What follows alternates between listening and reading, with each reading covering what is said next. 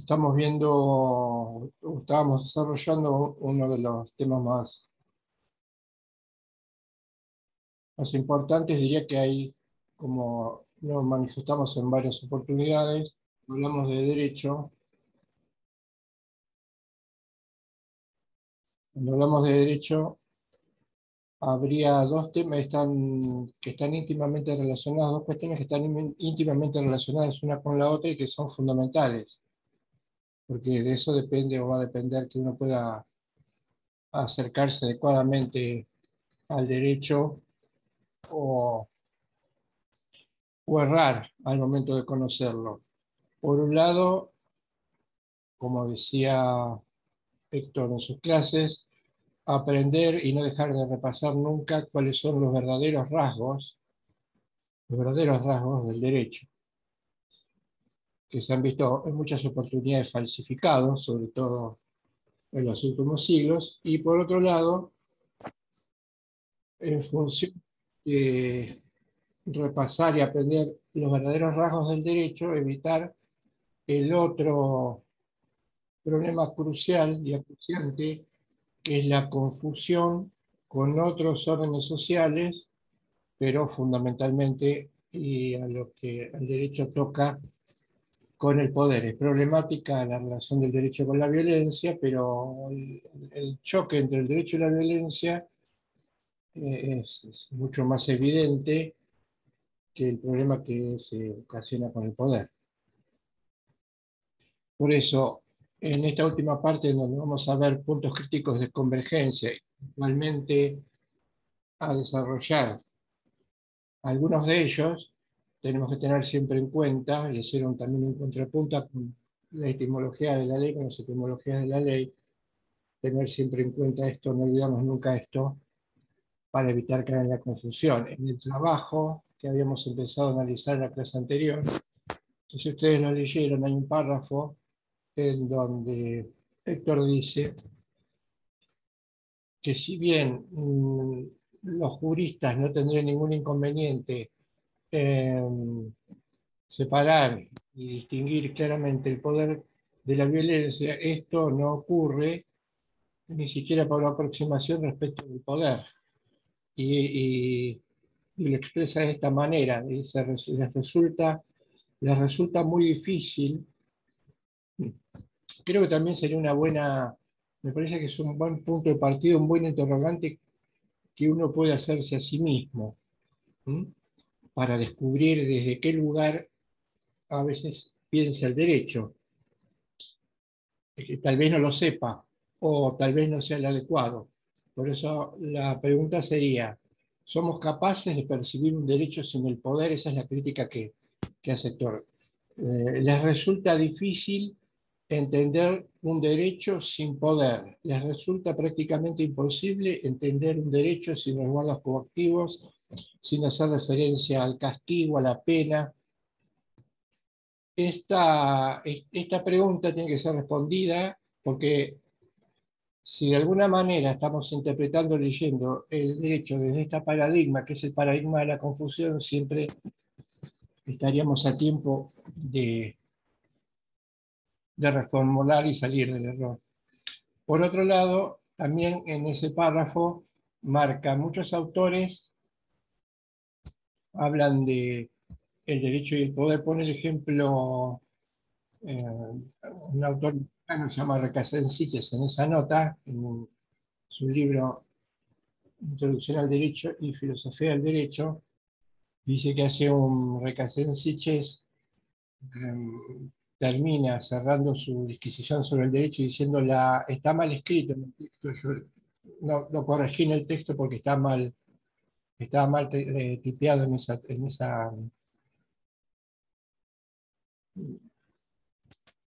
tirada del texto. Dice la inexorable impositividad, ¿no?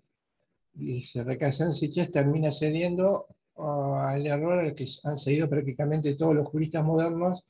Él lo dice así, esa inexorable, inexorable quiere decir que no hay manera de que no se produzca, inexorable impositividad, que esto ya lo sabemos cuando nos referimos o cuando nos hablamos del derecho, cuando nos referimos o hablamos del derecho. Habíamos marcado también, y esto ahora voy a hacer una especie de antes importante de contrapunto, antes de entrar en los puntos críticos de convergencia más determinadamente. Habíamos dicho que en un trabajo, uno de los últimos trabajos que ustedes habrán leído, nosotros lo contamos en la clase anterior, que son las reflexiones sobre el poder, Tom nos dice que hay dos niveles cuando hablamos del poder. Por un lado, existiría lo que él llama el poder bueno, que el poder bueno tiene que ver con el poder o la capacidad de ser o de hacer, y por otro lado está el poder malo. Este poder ser o hacer, por supuesto, está ligado a la condición dialogal del hombre, que es poder ser o hacer con otro, con otros. Acá cabe refrescar una cita que hace el autor Sergio Cota en los primeros capítulos, que está ya más relacionada con esto que estamos contando acá, Héctor, cuando Cota en la cita dice, el yo es en la medida en que es en relación y fuera de la relación, incluida la relación con la divinidad, la vida del ser humano es una mera abstracción. Esto marcaría entonces como síntesis teoría del poder ser o del poder hacer. Y lo contrario, generando una distancia de cercanía, la posibilidad de acercarnos al otro, a pesar de que esa distancia nunca va a poder eliminarse, porque precisamente la distancia es el punto de partida de la individualidad, y los que se encuentran son personas singulares, no son personas que se absorben, se nulifican, se amalgaman, se disuelven la una con el otro. El poder negativo o el poder malo, del que estamos hablando, el que intentamos diferenciarlo del derecho, él dice es convertir esa distancia de cercanía en una distancia de lejanía. El poder ser y el poder hacer se niegan a la vez que intento afirmarme sobre mí mismo, esto lo habíamos contado cuando hablamos del poder, negando al otro. Podría escuchar al otro, pero no lo hago, podría entender al otro, pero no lo hago, podría promoverlo, pero no lo hago, podría respetarlo, pero lo domino. Hay una muy buena, partiendo de esta idea del concepto originario de poder, el origen del término poder, ahí yo les voy a comentar brevemente. Hay una muy buena lectura en términos, si se quiere, políticos, cuando hablamos de derecho y de poder, estamos hablando claramente también de cuestiones políticas, y me parece muy interesante porque es una de las explicaciones del poder, si se quiere, políticamente o estructuralmente importante, y sobre todo no la he leído nunca cuando me preparé, cuando me formé, ni me la dieron a leer, ni me sugirieron que la pudiera leer. Generalmente las lecturas que se hacen del poder, poder constituyente, poder constituyente, son más bien lecturas que tienen una idiosincrasia moderna, el poder como dominio, etc. Esta breve referencia que voy a hacer me parece muy importante, es la que es un filósofo argentino que se llama Enrique Dussel. Él distingue la potentia, que sería el poder bueno, que es la potencia, es esa capacidad que tiene todo sujeto y que le reclama mantenerse la existencia. Es la voluntad de mantenerse la existencia, dice Dussel. Todos los seres humanos tienen una potencia, una capacidad que es la que le permite mantenerse, subsistir y a partir de allí dar respuesta a todas las necesidades desde los primeros grupos humanos, actualidad. Esa potencia coincide, en términos generales que cuenta Héctor, es una capacidad de generar, de modificar, de ser y de hacer. Acá parece mucho más clara la idea de hacer. ¿Mm? Hacemos junto a otros, generamos junto a otros mediaciones que nos permiten mantenernos en el mundo, en comunidad. Diríamos entonces, este autor nos dice, la noción más básica, el poder original, el poder más fuerte está en la comunidad. El poder, el origen del poder está en la comunidad, esta potencia. Ya esta idea va a aparecer como, o este concepto va a aparecer como marcadamente revulsivo para las lecturas estándar o para las lecturas tradicionales. más allá que muchas veces retóricamente se hace referencia a que el poder reside en el pueblo, pero que en los hechos concretos, en los diseños y en la praxis no se verifica. Al lado de esto, como los seres humanos tenemos que interactuar, generar instituciones, estructuras y mediaciones, aparece el poder que él denomina, Dussel denomina poder institucional y que él llama potestas. Aparece la potestas, término latino.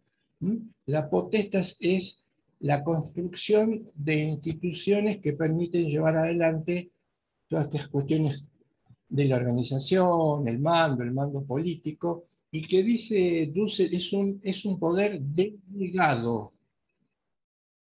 lo remarca en muchísimas de sus obras. Es un poder delegado. La potestad no es el primer poder, es simplemente algo así como sería como una especie de concepto moral de autoridad, porque al que se le delega el poder está al servicio de aquel que se lo delega, que es la comunidad. Simplemente oficia o genera un servicio para esa comunidad. Esa potestad tiene que ver con las instituciones. Por lo tanto, el poder reside en la comunidad y luego las instituciones de manera derivada y por una necesidad de la convivencia, de la complejidad de las relaciones sociales, deriva a las instituciones. Y en las instituciones aparece la potestad. Alguien al que se le delega como servicio la capacidad de mandar.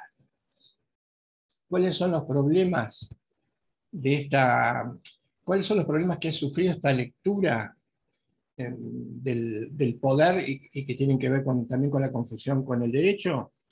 Por un lado, el primer inconveniente aparece con la reversión o el cambio de lo que significa el poder. Ya lo dijimos, lo deben haber estudiado, lo estudiamos todos. Es un pensador alemán, Max Weber, el que por primera vez reformula el concepto de amor. No nos olvidemos que los conceptos se reformulan y dan expresión a lecturas o miradas que tienen que ver con una coyuntura cultural histórica, que no son nunca absolutos y nunca son necesariamente adecuados. También puede haber una mala interpretación cultural del concepto que se quiere modificar. Para ver, el concepto es básicamente, poder es básicamente dominio, la famosa idea de verticalidad de arriba hacia abajo, y va a aparecer también lo que se llama, en algún momento al comienzo, creo que yo hice alguna referencia, un fenómeno que se llama la fetichización del poder, que lo vamos a ver que reaparece también. ¿Qué es la fetichización del poder? Es convertir la potestas, que es simplemente un medio, un instrumento que está al servicio de la comunidad, en un fin en sí mismo. Cuando las sociedades modernas, y esto lo han padecido todas, y lo padecen todas las sociedades modernas en muchas ocasiones, la potestad, que es simplemente una derivación de aquello que la comunidad le exige a quien tiene que cubrir el rol político que haga, se convierte en un fin en sí mismo. Es decir, se divorcia, se corta. Esto se nota claramente en filosofía política con los problemas de la crisis de la representatividad. La crisis de la representatividad, políticamente hablando, significa un divorcio entre la comunidad y aquellos que han sido delegados para cumplir esa función, que son los representantes. Es uno de los motivos para algo que es muy acuciante y es muy interesante, que es el deterioro de la democracia representativa. Tiene que ver un poco con la fetichización. El que detenta el poder se aísla, se separa de la comunidad, convierte el poder en un fin en sí mismo, y lamentablemente, tarde o temprano, este uso del poder político, como decía Trasímaco, que ya lo había leído en su discusión con Platón, esto no es de ahora, las cosas no son de ahora. Trasímaco, con una discusión con Platón, acerca un concepto y le dice, están hablando de justicia, y Trasímaco le dice, porque yo entiendo que justicia es aquello que es determinado por el detentador del poder político y que se exige obediencia a los súbditos pero al mismo tiempo intenta convencerse a los súbditos que la obediencia al cumplimiento de sus mandatos tiene que ver con una cuestión de justicia. Esto ya se discutía en esa época y aparece claramente en la Edad Moderna con esta fetichización. ¿Mm? Va a aparecer entonces, también con motivo de esta distorsión del concepto de poder, y eso es una discusión muy interesante, pero aparte, muy interesante también filosófica, que es la cuestión de la punición y el punitivismo. ¿Mm? Entonces, esta cuestión del poder también tiene que ser analizada al momento de, como vamos a ver ahora, meternos en los ambajes, en los puntos críticos del derecho. Dijimos que había en principio 4 motivos que llevaban a confundir poder con derecho, y los analizamos. Analizamos 3 de ellos, que eran la búsqueda de orden, la seguridad, la paz, que son motivos, y que se expresan en reglas. Perdón, eran 4: orden, seguridad, paz y que se expresan en reglas. Habría uno más, que lo podemos poner como quinto factor, o como diría, sin restarle importancia a los 4 anteriores, sin restarle importancia a los 4 anteriores, los 4 anteriores son un poco subsidiarios de esto que vamos a empezar a contar ahora. Son los puntos críticos. Son lugares en donde van a confluir diferentes relaciones sociales al punto tal que va a ser difícil, una vez que confluyan, determinar en cualquier fenómeno que se analice en ese momento cuáles son los rasgos que predominan o cuáles son los rasgos que se mantienen una vez que se produce esta confluencia. Se llaman puntos críticos. Crítico viene de criticidad, viene de inestabilidad, tiene que ver con el choque o con el conflicto entre estos principios. En el trabajo que nosotros subimos, El derecho en el Estado de Derecho, Héctor analiza, yo creo que de una vez y para siempre, no lo había visto, no había leído un trabajo de estas características.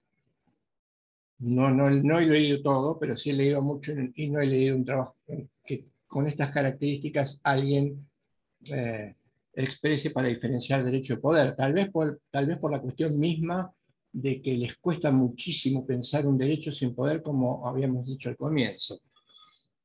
Creo que acá resuelve de una vez y para todas, o explica de una vez y para todos, por qué no pueden confundirse, qué es lo que genera la confusión y además cómo puedo superar esa confusión teniendo muy en claro cuándo aparece uno y cuándo aparece otro.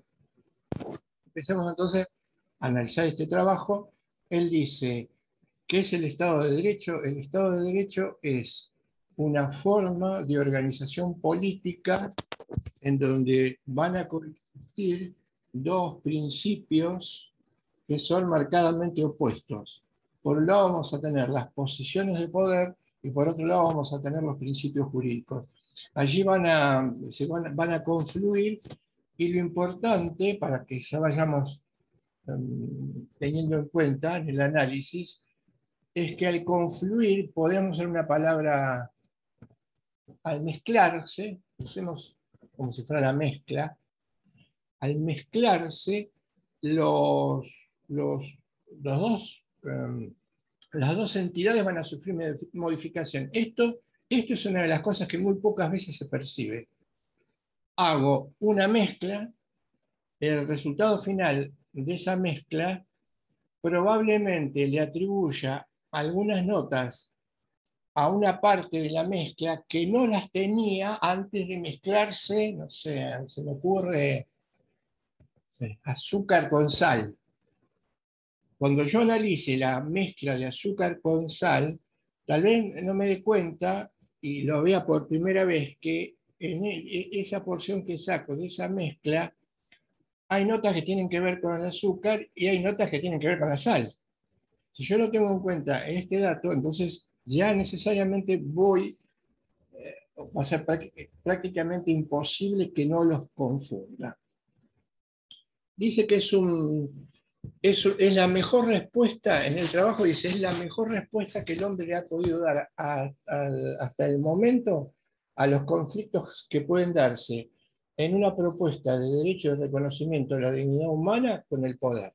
Entonces dice, esta es hasta el momento culturalmente la mejor respuesta que se le puede haber dado. Sin embargo, por supuesto, va a ser motivo o materia de crítica, pero dice, por ahora no tenemos otra manera, no hemos podido generar otra manera para evitar que el poder malo supere esta idea de reconocimiento de la dignidad humana.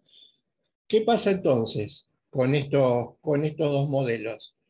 Va a haber una disciplina que estudie el poder, que es la teoría del Estado, y va a haber una disciplina que va a estudiar los principios jurídicos, que es la teoría general, antiguamente lo que se llamaba teoría general del derecho.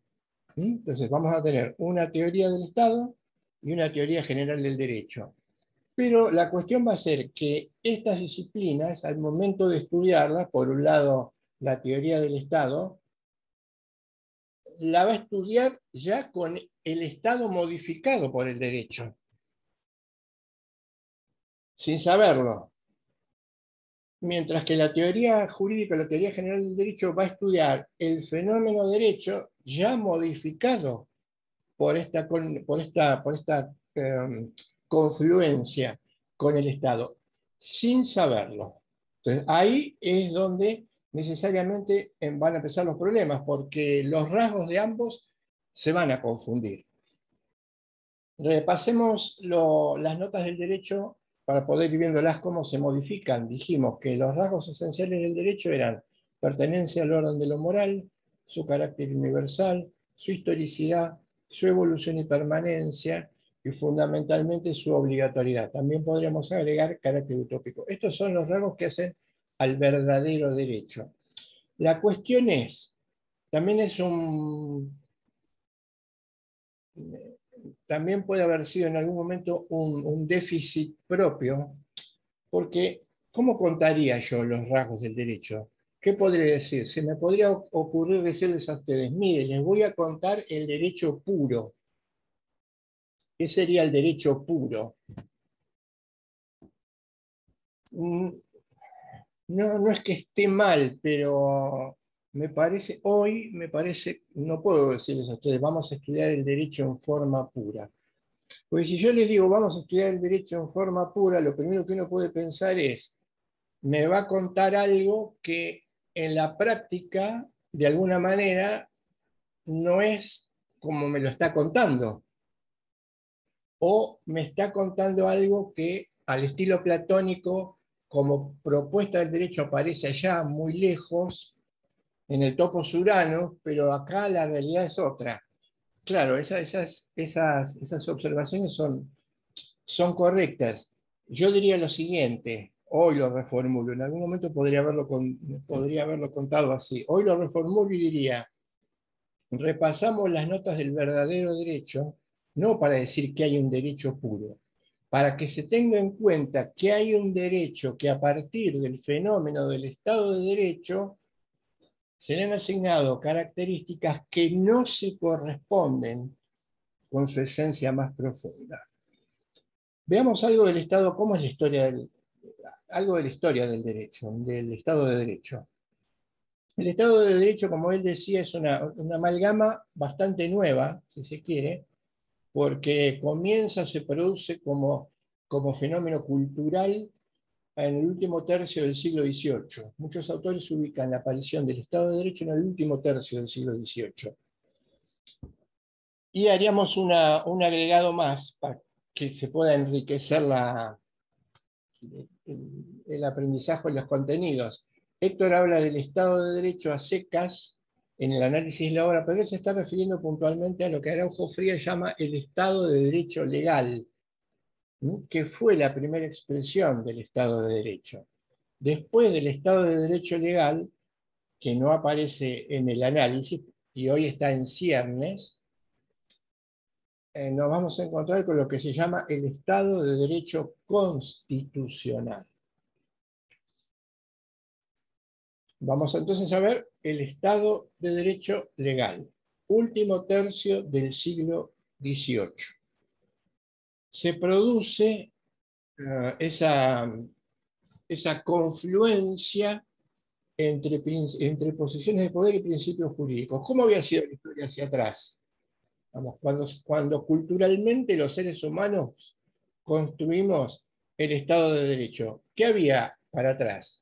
Para atrás estaba, si se quiere, el poder solo, en las formas de mando político, monarquías, absolutismos, el poder puro. Por otro lado también, y esto lo han estudiado ustedes en materias históricas, claramente en el derecho romano, principios jurídicos ante los conflictos intersubjetivos, además de la idea o el tema del poder político, eh, aparecen los principios jurídicos, que es el tema para resolver conflictos entre los particulares. Caminaron por veredas separadas, había muy pocos puntos de contacto entre el Estado, construcción cultural humana, por ejemplo, en la monarquía, y estos principios jurídicos. Estos principios jurídicos, es una nota importante, tienen orígenes antiquísimos y se diferencian o podrían llegar a diferenciarse de las posiciones de poder por su contenido material. Bueno, transcurre la historia durante toda la etapa premoderna, podríamos decir, si hacemos un análisis histórico de la filosofía del derecho, podríamos decir, no habría demasiada polémica en esto, que hasta el comienzo de la modernidad la lectura que sobre el derecho se tenía era la clásicamente llamada teorías o posturas iusnaturalistas. La existencia de un derecho previo a su positivación y la posibilidad de, previamente, una escala de ley divina, ley natural y luego ley positiva, volcarlo a la reglamentación positiva. Casi no hubo discusión sobre esto hasta la modernidad. En la modernidad, en el siglo XVIII, se conjugan el poder y el reconocimiento y aparece o va a aparecer el positivismo. Como definición básica estándar del positivismo es aquel que considera que la ley, fundamentalmente porque ellos desplazan la idea de derecho, arrancan con la expresión derecho, pero luego es completamente desplazada por la idea de ley. La ley o el derecho es aquello que se formula socialmente. La fuente del derecho es una fuente social, y esta fuente social tiene que ver con la voluntad del que detenta el poder político, y no participa o no hay intervención alguna de la dimensión o de la faz moral. Por eso se habla de lecturas que separan o dividen derecho de lo moral. Habíamos hecho alguna referencia histórica en clases anteriores. Hoy, como les había hablado en la clase, creo que en la clase anterior, hay un intento de volver a las fuentes del auténtico derecho y aparece lo que se llama la rehabilitación de la razón práctica, porque la rehabilitación de la razón práctica tiene que ver con conectar nuevamente al derecho con la moralidad. Y fíjense, seguramente no han leído, por ahí se leyeron en alguna otra materia, algún autor clásico, algún autor moderno, por ejemplo, en este caso al estilo de Hobbes, no recordarán. En castellano la frase sería esta: la autoridad y no la verdad hacen la ley. Autoritas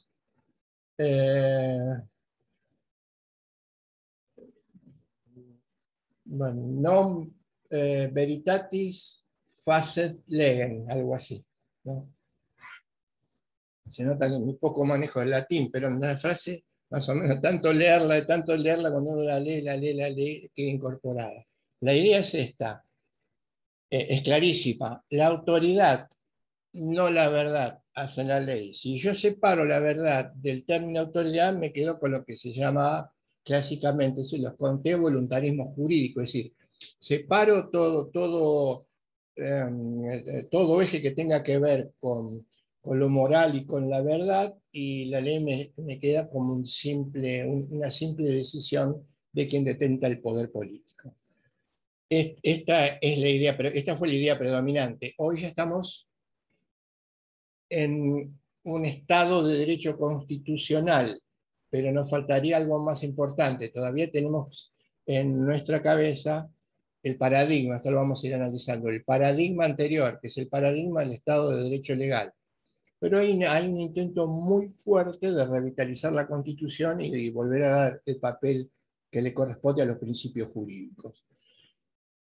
Bien, veamos cómo dijimos puntos críticos de convergencia, Estado de Derecho. Va a aparecer en el punto crítico de convergencia y por eso lo subsumo, porque vamos a ver los dos. En el texto aparecen como separados. Vamos a tener Estado de Derecho y vamos a tener ley. Los dos son puntos críticos de convergencia. Pero también va a aparecer la administración de justicia. La administración de justicia también es un punto crítico de convergencia. Veamos cómo pasa esto.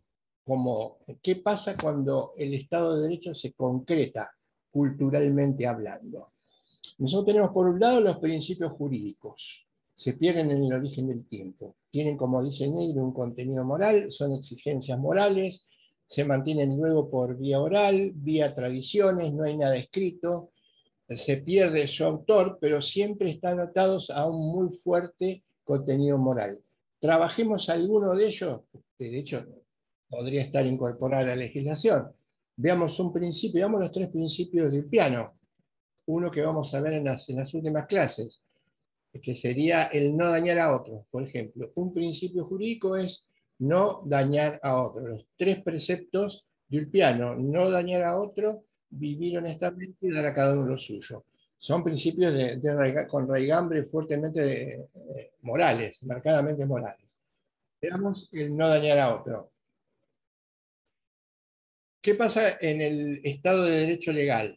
Bueno, se encuentran, vamos a hacer como una especie de, no sé, de relato de tipo obra, de manera figurativa. Se encuentran el reconocimiento recíproco con el poder y tienen que convivir, deciden convivir. Pero claro, son conscientes los dos que tienen que convivir que sus puntos de vista son diametralmente opuestos, son completamente distintos o diferentes. Por un lado, principio de igualdad, por otro lado, principio de desigualdad, marcadamente antagónicos. Igualdad, reconocimiento recíproco, desigualdad, poder. Se tienen que poner de acuerdo. Empieza, este dato lo aporto ahora, también en algún momento lo comenté, empiezan a generarse en Europa, en la civilización occidental, la que formamos parte en Europa, los estados modernos, los estados-nación modernos. ¿Qué son los estados-nación modernos? Los estados-nación modernos son el resultado de las guerras, de las conquistas, de las luchas entre pueblos, de la subordinación, de la dimensión imperial. Se va conformando el mapa del mundo, pero básicamente se va conformando el mapa europeo y, por supuesto, eh, desmitifiquemos, desmitifiquemos que la conformación de los países geopolíticamente hablando tiene como punto de partida el tomar el mapa, hacer una cuadrícula y dividir en partes iguales los territorios de las nuevas naciones. No se armó, no se arma, ni se armó. Europa, por supuesto, sino que fue el resultado de conquistas, anexión, poder, guerras, y entonces muchas comunidades, muchas culturas fueron absorbidas, así se fueron constituyendo los estados-nación modernos. ¿Mm? Hay una cita en uno de los textos que dice, como toda creación humana, en este caso mala o negativa, ¿se acuerdan cuando hicimos la tabla de las creaciones culturales malas y buenas, o positivas y negativas? Graneris, en su contribución a la filosofía atomista del derecho, es un libro muy interesante, él dice, el Estado toma la parte del león, es decir, se apropia de territorios, básicamente poder y fuerza física, y en consecuencia se construye geopolíticamente el mapa. Pero fíjense, ya aparece la idea de Estado-Nación como Estado-Dominio. El Estado-Nación es un Estado que domina, que tiene poder político, y aparece la misma definición de Estado. ¿Cuál es la definición de Estado? La deben conocer porque la tienen que haber estudiado. El Estado es el monopolio del uso de la fuerza. ¿Mm? Un Estado, por definición, es aquel que detenta el monopolio de la fuerza. Esta definición de Estado, más que de poder, convertida luego por Weber en poder en vez de Estado, es una definición que también va a poner en jaque la lectura, o debería poner en jaque la lectura tradicional, porque según la comprensión que él señala, un filósofo del derecho marcadamente, muy marcado por la cosmovisión moderna, va a sugerir la idea que el derecho sería como una especie del uso de la fuerza para evitar que la fuerza se propague. ¿No? Una cosa curiosa, usar la fuerza para evitar que la fuerza se propague.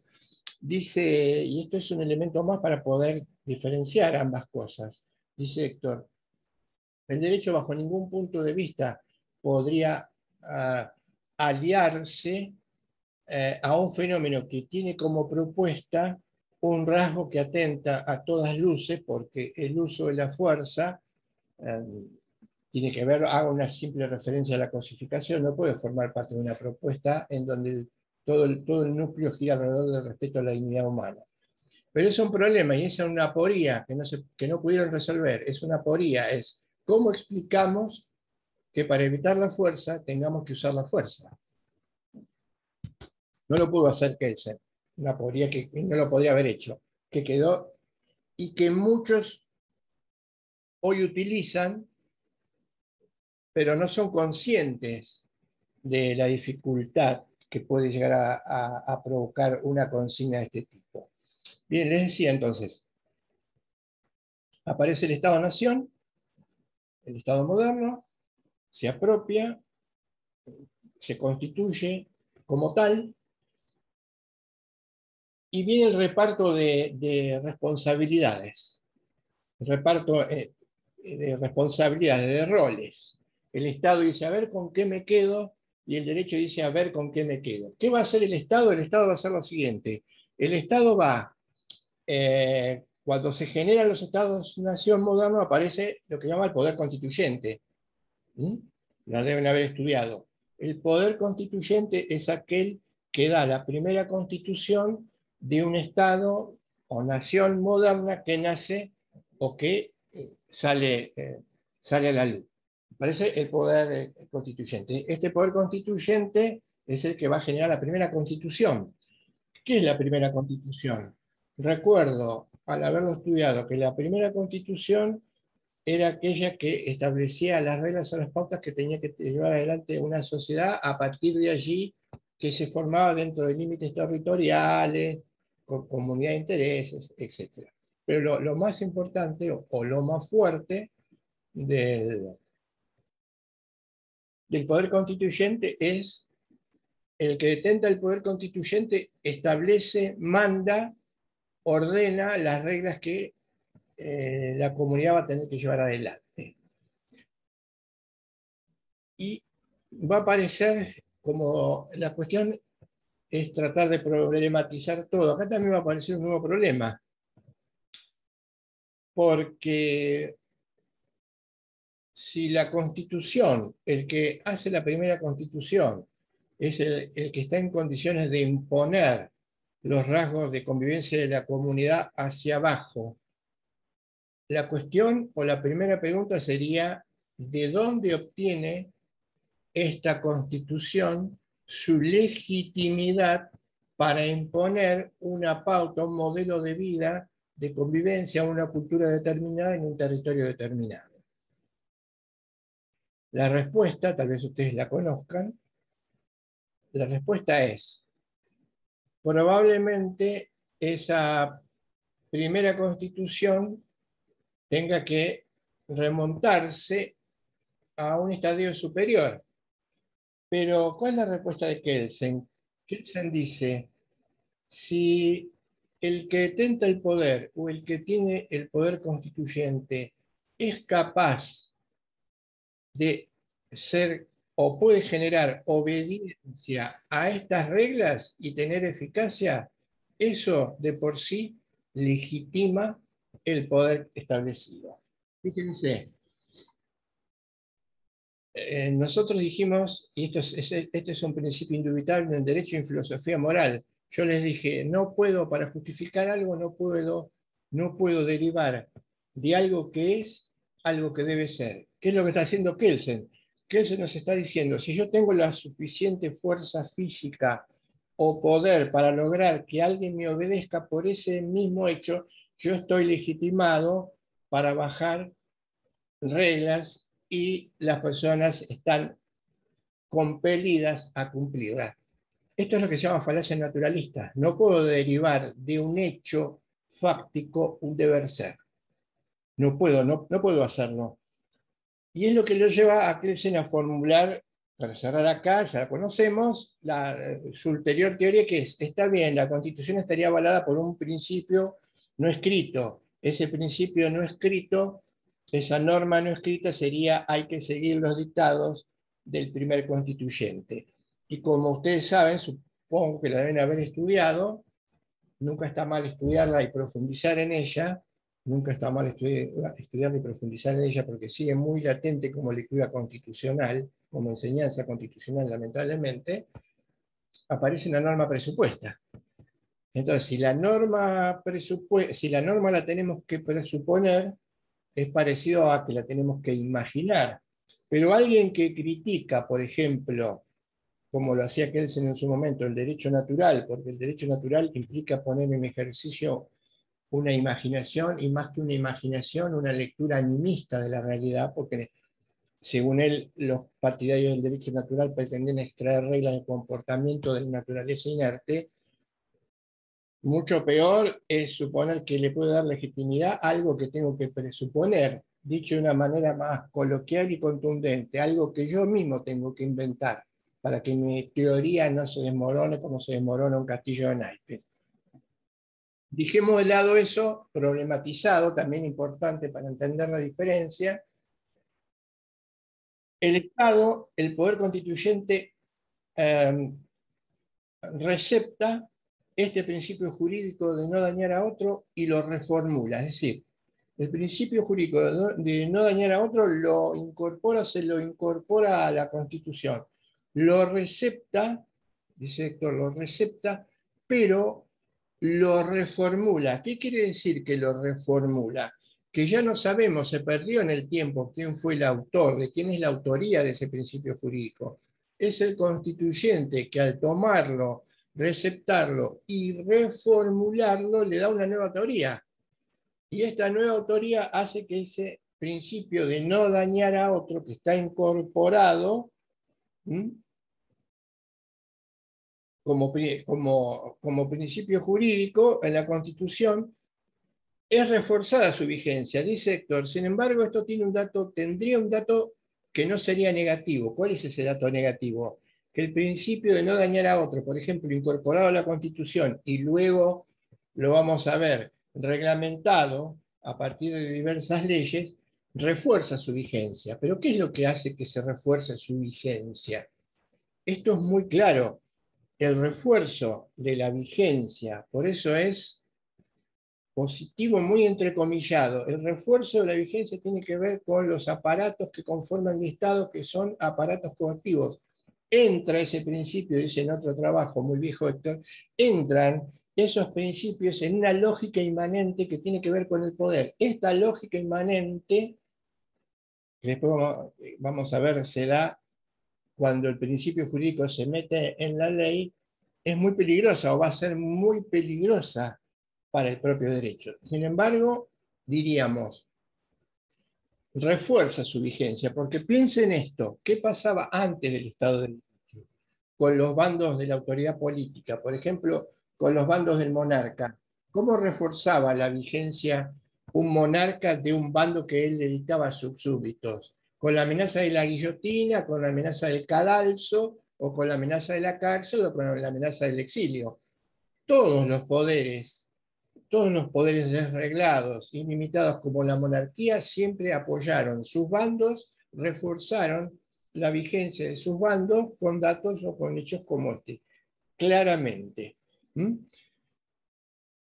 Y acá se va a dar algo, si se quiere, importante o que no nos puede pasar desapercibido, porque además de colocarlo en la Constitución como principio, por ejemplo, programático, nuestra Constitución tiene principios programáticos, es como una especie de pautas objetivos, ¿no? El preámbulo, vamos a ver que hoy hay una lectura moral que trata de darle un nuevo valor a esto, pero como lo estudiábamos nosotros, nos decían, y son objetivos, son declamaciones, son programáticos, como diciendo, son relleno. Eh, bueno, estos principios a su vez luego van a ser tomados por las leyes, reglamentados por las leyes y reformulados por las leyes. Y acá aparece algo, un dato concreto que no hay que olvidarse. A partir de la ley. La ley es la ley del Estado. La primera expresión prístina de lo que significa la ley es la ley del Estado. La ley es un producto, un subproducto del Estado. Es el Estado el que elabora esa pauta que luego va a reforzar o va a tener que ver con sus propios patrones de gobernabilidad. Ahora vamos a ver cómo es la estructura de la ley. Lo primero que aparece en el panorama en el Estado de Derecho, cuando se conjuntan en lo interactuado, el Estado le dice, eh, arranco yo y me voy a dar como facultad elaborar las reglas, elaborar las leyes, hacer la ley. Es decir, va a tener una doble ventaja, como dice el canon del trabajo. No solo va a reformular la ley, el significado de la ley, sino va a tener una intervención importantísima en la aplicación. Fíjense, el Estado se queda con algo muy importante y clave, que es la formulación de la ley y la aplicación de la ley. Formulación y aplicación de la ley. Acá el derecho culturalmente podríamos decir que ha dado un paso hacia atrás, un retroceso muy marcado, porque le cedemos o le cedió al Estado la formulación de la ley y la aplicación de la misma. Lo que nos va a generar o va a empezar a generar diversos problemas. Bien, ¿qué es la ley? La ley va a mediar. La ley es algo que media entre el principio jurídico y la realidad. Pero la definición de la ley, como dice también en el trabajo, y esto es muy claro, la definición de la ley es una definición ceñida a su aspecto formal. ¿Qué definición tenemos de ley? Tenemos una definición de ley que se ciñe a su aspecto formal. Es decir, es una expresión generada por los órganos del Estado que tienen competencia y a partir de un procedimiento ritual. Claramente, ya lo sabemos, lo hemos estudiado, pero precisamente si lo hemos estudiado nos ha faltado algo. Sabemos que la ley se genera en el centro del poder político. Hay tres funciones en el poder político. Tenemos la función legislativa, la función ejecutiva y la función judicial. Antiguamente se llamaban poderes, división de poderes. ¿Por qué era importante la división de poderes?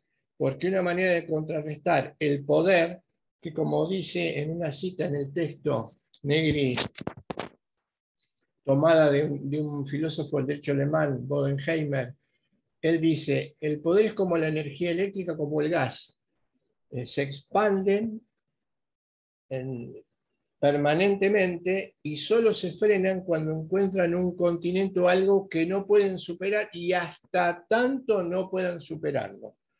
Más que la energía y el gas, que por supuesto, no voy a poner en discusión que no sean importantes. Me parece que la idea de poder también puede entenderse por el fenómeno del agua, por el fenómeno del mar. Nosotros le ponemos contenedores al mar o al río, pero si uno puede percibir zonas en nuestro país en donde por diversas circunstancias climáticas crece la altura del agua, vamos a ver que el agua trabaja orada y en algún momento rompe y sigue avanzando, y por eso se producen las inundaciones. Bueno, con el poder pasa algo similar. Si no lo limitamos, no frena y no va a frenar hasta tanto pueda superar esos propios límites. Después vamos a ver que una de las dimensiones en estos puntos críticos de convergencia es la limitación del poder, la limitación que al poder le produce el derecho. Entonces decíamos, ¿qué hace la ley? ¿Qué es mediadora? ¿Qué hace una ley? Una ley sería como una especie de caja. Yo imagino como una especie de caja, una caja esas, de regalo, vacía de contenido, y el que detenta el poder político, que es el legislador, poder legislativo, a esa caja, ley del Estado, que él elabora, le pone cierto contenido. ¿Qué contenido le pone?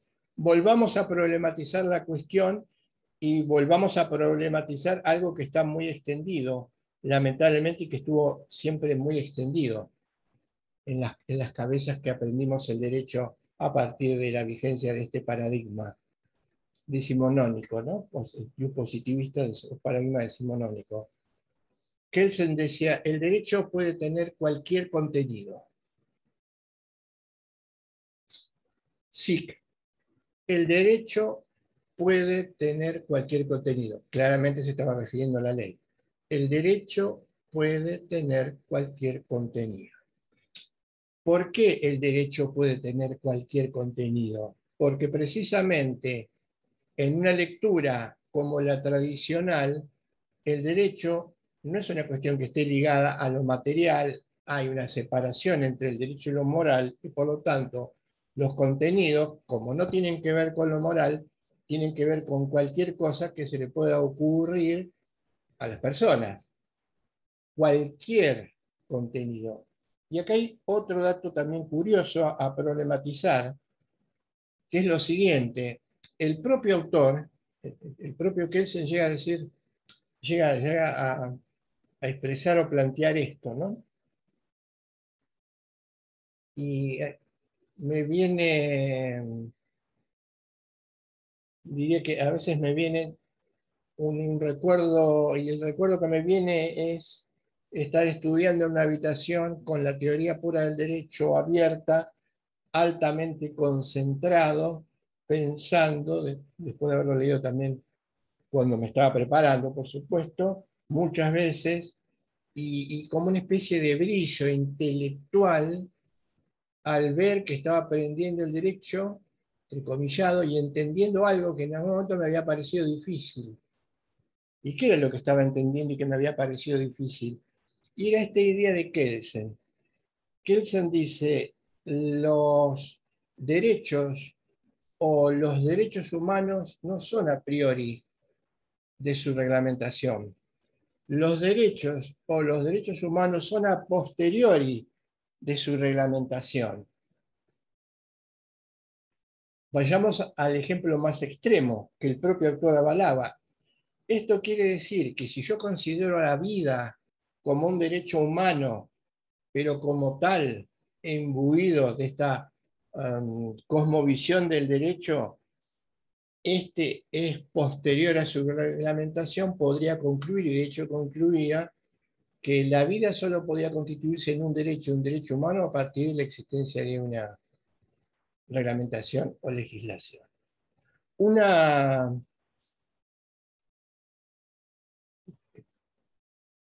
expresión impensable. Hoy es impensable que uno pueda leer, ¿no? Pueda leer eso. Impensable que uno pueda admitir que un derecho humano es posterior a su reglamentación, y si no hay reglamentación no vale como derecho humano. Hay un autor, un alemán, un filósofo alemán, que tiene trabajos muy interesantes, un librito chiquitito, se llama Robert Spielmann. Él dice que si el derecho es visto de esta manera, los derechos humanos son, fíjense la frase que autoriza el Spielmann, dice, son edictos de tolerancia revocables. Una percepción al estilo que el Señana convierte a los derechos humanos en edictos de tolerancia revocables. Los convierte en nada. Bien, decíamos entonces, ¿qué hay adentro de la ley? Uno diría, y en primer lugar el principio jurídico. Por ejemplo, no dañar a otro. Diría sí, vamos a poner lo que serían las instrucciones para hacer la ley.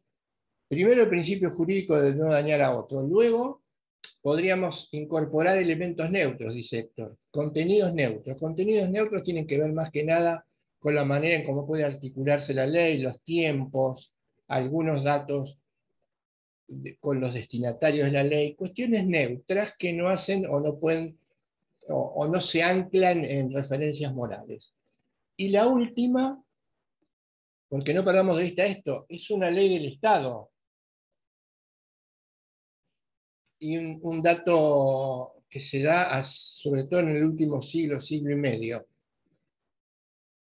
Los que tentan el poder político utilizan la ley como una herramienta más para su propia gobernabilidad.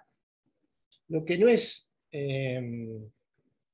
anecdótico, utilizar la ley como expresión que refuerza sus propios puntos de partida políticos, ya implica convertir a la ley en una herramienta más, políticamente hablando, si se quiere, de política partidaria, lo que va necesariamente a distorsionar o tergiversar el significado de la ley. No es, primero hay que darse cuenta de esto, y segundo, no es un dato anecdótico. Nos tenemos tres elementos en una ley, que debería haber en una ley: el principio, los principios neutros y las razones de Estado. Estas razones de Estado tienen que ver, como decía, con cuestiones de gobernabilidad. En la práctica, en los hechos, ¿qué ocurre? En los hechos y en la práctica ocurre esto. Queda completamente, digamos que dividida en tres partes iguales, queda completamente desbalanceada la caja hacia adentro, porque la mayoría o el gran continente se lo llevan las razones de Estado, también una parte importante de los contenidos neutros, y en última instancia queda, si queda, algún rezago de exigencia moral. Esto genera un problema muy importante en punto de cumplimiento de la ley. Santo Tomás de Aquino decía algo. Él decía, en sintonía con el propio peatón respecto de la ley. Fíjense que acá la ley está demostrando claramente que es un punto crítico de convergencia ella misma, por sí sola.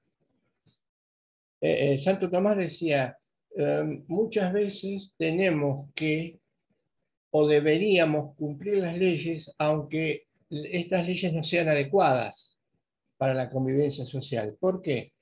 Porque si no correríamos el riesgo o podríamos caer en una anarquía, aún a sabiendas de que las leyes están mal formuladas, pero también acaba de aparecer otro problema, que incluso tiene que ver con el poder y con la violencia, y que en algún momento se discutió, y que además era un problema para el derecho, ¿no?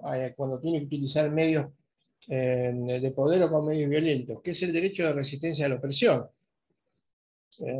Se discutía si el sistema, si las reglas son manifiestamente inequitativas, ¿no habría una posibilidad de resistirse? El sistema en ese momento derivó en fórmula positiva el derecho de resistencia a la opresión y al tirano, y se discutía la posibilidad de eliminar o no el tirano. Es una cuestión que hoy sigue latente. Lo que sí es cierto es que la ley necesariamente necesita ser muchas veces controlada o tener resguardos que van más allá del propio sistema. ¿Mm? Porque Héctor, y esto él lo sabía muy bien, y esto él lo sabía muy bien porque manejaba ese material autorreferente de la que hablaba en algunos trabajos, muchas veces las principales inequidades en un sistema no vienen de la desobediencia a la ley, sino de las leyes mismas. Es una cita de un filósofo que él hace, un filósofo italiano que se llamó Rosmini. Entonces,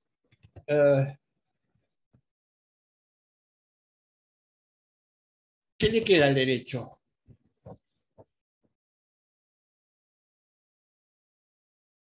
Y al derecho le va a quedar algo importante en el Estado de Derecho, porque si no estaríamos hablando de un Estado, de un poder absoluto. ¿Y qué es? Y acá está el gran déficit, acá es el gran déficit que tiene que resolver la comunidad jurídica. Gran déficit que tiene que resolver la comunidad jurídica. Eh,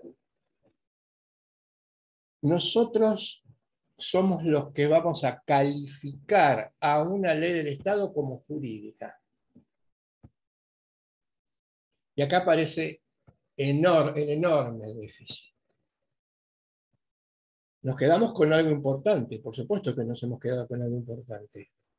El Estado elabore la ley, que asuma o resuma los principios, que los reformule, que la ley del Estado se dicte por los órganos competentes a través de un procedimiento habitual, pero el calificativo de jurídico se lo vamos a poner nosotros.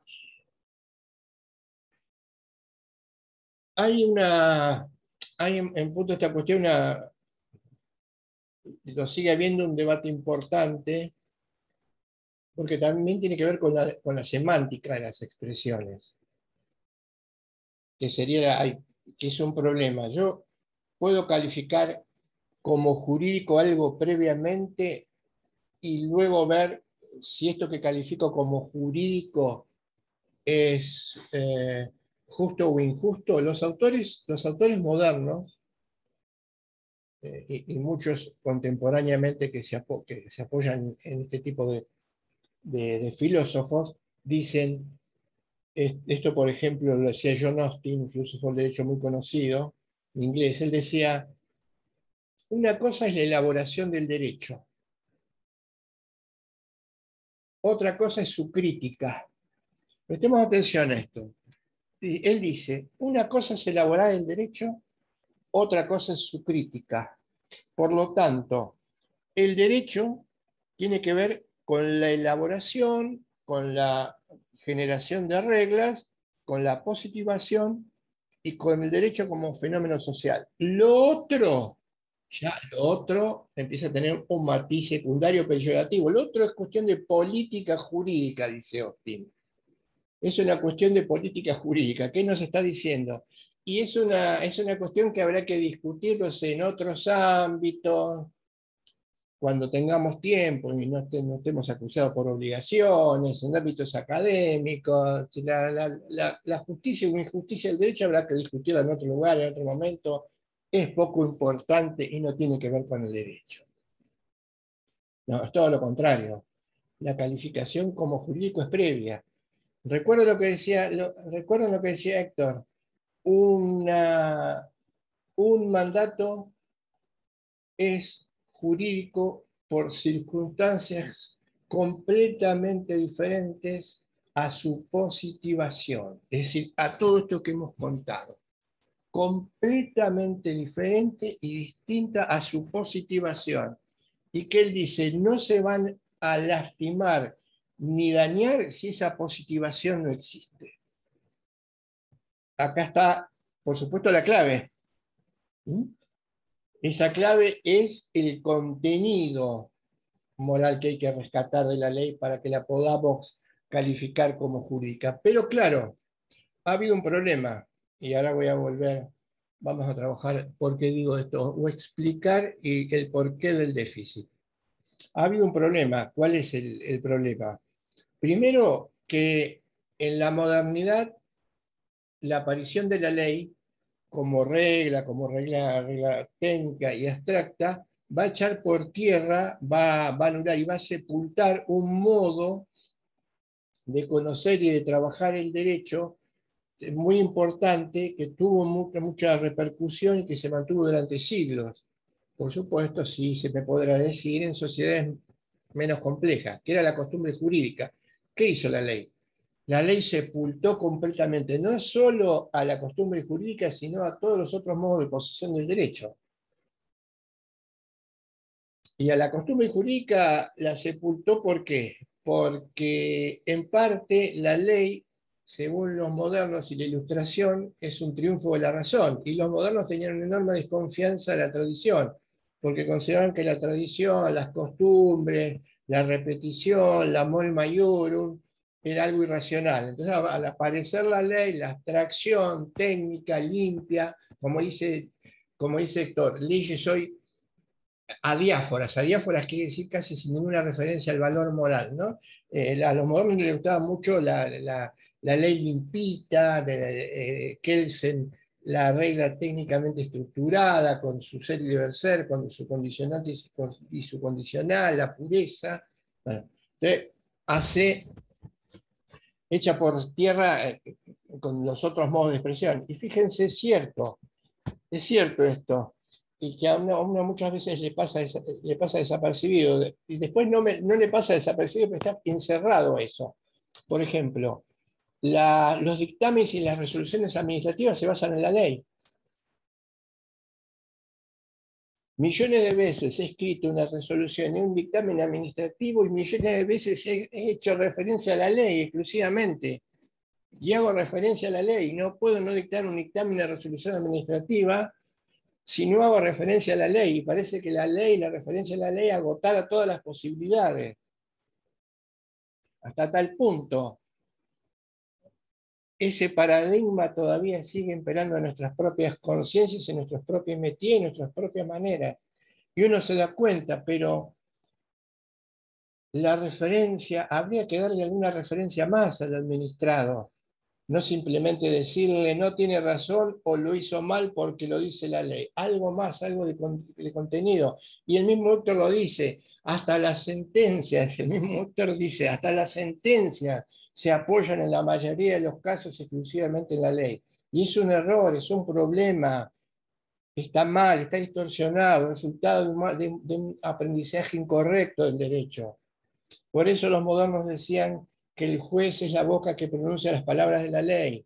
Por eso la discusión de Héctor en ver en el Estado de Derecho legal, hoy hay conatos de cambio, pero todavía falta mucho, ya vamos a llegar. Él decía, o el juez es un mero aplicador de la ley o es un curador del derecho. ¿Qué? ¿Es un mero aplicador de la ley o es un curador del derecho? ¿Qué significa curador? Curador viene de curatela, de proteger. Si el juez protege al derecho, una regla o una prescripción, como diría Cota, él habla de prescripción y prescripción jurídica. Una prescripción, nosotros diríamos orden o mandato de poder o posesión de poder, diría Héctor. Una, una prescripción no necesariamente tiene que nos va a llevar a olvidarnos de la justicia e injusticia, del resultado final de la aplicación de la ley y volver al viejo mito de la ley es la ley. Cuando alguien dice la ley es la ley, hay que aplicar la ley. Sí, la ley la aplicamos, pero ¿cómo la aplicamos? ¿Cómo la aplicamos? No tenemos que olvidar que la ley es un constructo abstracto. No están las personas concretas. Y ahí es donde va a aparecer eh, como cuestión o como bálsamo a esto la equidad, ¿no? Aristóteles decía, la ley es como una especie de ropa, de vestimenta a medida, ¿no? Eh, Perdón, es como una especie de vestimenta genérica. Una camisa grande me puede quedar bien a mí, le puede quedar muy bien a otro que tenga un cuerpo más grande que yo y podrá vestir a uno que es más flaquito, aunque se nota que le sobra por todos lados. Bueno, esto es la ley. Después vamos al caso concreto y vemos qué hacemos, porque a lo mejor si la camisa le sobra es una injusticia, y si la camisa le queda chica también es una injusticia. Bueno, ahí va a aparecer la equidad, pero precisamente acá ya pasamos el terreno de la obediencia ciega a la ley para pasar al terreno de la equidad. Y otra cosa, en el Estado de Derecho Legal aparece el principio de legalidad. Con las burocracias, con los estados, el principio de legalidad no dice otra cosa que todo tiene que girar alrededor de la ley y todo es a partir de la ley. Y si la ley no lo permite, las acciones... No, me fui al 19. No, pero les voy a decir otra cosa antes. Está el principio de legalidad, ¿no? El principio de legalidad viene de la mano de la mano de ese mito, ¿no? De convertir a la ley, que es un medio, en un fin. Si yo aplico la ley porque la exigencia es aplicar la ley, entonces estoy convirtiendo la ley en un fin en sí mismo, no en un medio. Si la ley es una porquería, la estoy convirtiendo en un fin en sí mismo, no en un medio. ¿Cómo voy a aplicar una porquería? Porque hay que aplicar la ley. Bueno, este es otro de los mitos que está o que está en las cabezas de los operadores jurídicos. Y va esto. Um, el tema del principio de legalidad. Esto se traduce en las cuestiones privadas. El principio de clausura. ¿Conocen el principio de clausura del sistema jurídico? Que es una, si se queda entrecomilladas, problematicemos teoría, punto de vista kelseniano. El principio de clausura dice todo lo que, vamos a parafrasearlo, todo lo que no está prohibido está permitido. Kelsen dice, el sistema jurídico, el derecho entrecomillado, se cierra, es completo y exhausto, porque todo lo que no está prohibido está permitido. Problematicemos brevemente, me acuerdo de un trabajito, no recuerdo ahora el nombre, me acuerdo de un trabajito de Héctor en donde yo también iba por el mundo con mi principio de clausura perfectamente fiatado, ¿no? Todo lo que no está prohibido está permitido, todo lo que no está prohibido está permitido, esto es lógico, esto es obvio, todo lo que no está prohibido está permitido. Y un día leyendo ahora me acordé de un trabajo de Héctor en la Enciclopedia Jurídica, Omeva, él le dedica 2 párrafos a este principio de clausura. Y él dice, eso muchas veces nos pondría en situaciones irresolubles, en aporías que no podrían ser resueltas por el derecho ni el propio sistema jurídico. Por ejemplo, supongamos, nosotros sabemos que eh, hay un derecho que es a expresarse libremente. ¿Sí? Entonces, el derecho a expresarse libremente es un derecho que no se puede cercenar, ¿no? Entonces, por ejemplo, le permiten a la comunidad y a consecuencia de un dato cultural y una pregunta cultural muy válida, grafitear murales. Se les permite a los artistas que expresan su verdad grafitear mural. Y además como pauta de crecimiento cultural. Pero viene alguien, por ejemplo, a la noche y pinta arriba del mural. Dice, no, no, no, no, no, no, no podés pintar arriba del mural o blanquearlo. Pero ¿por qué no lo puedo hacer? La cuestión es ¿por qué no lo puedo hacer? Y no se puede hacer porque se pintó, se dibujó algo con cierta finalidad. Esta vez, expresar algo que a alguien le parecía correcto, pero yo puedo expresar que algo no me parece correcto pintándolo de blanco. Y además, pintar sobre un grafiti no está prohibido. En ningún lado aparece como prohibido pintar las paredes de blanco. Y entonces, y ahí va a haber una colisión que no voy a poder resolver entre grafitear o dibujar la pared o pintarla de blanca. ¿Cómo lo resolvemos? Ya no está jugando todo lo que no está prohibido, está permitido. Ahí hay un problema.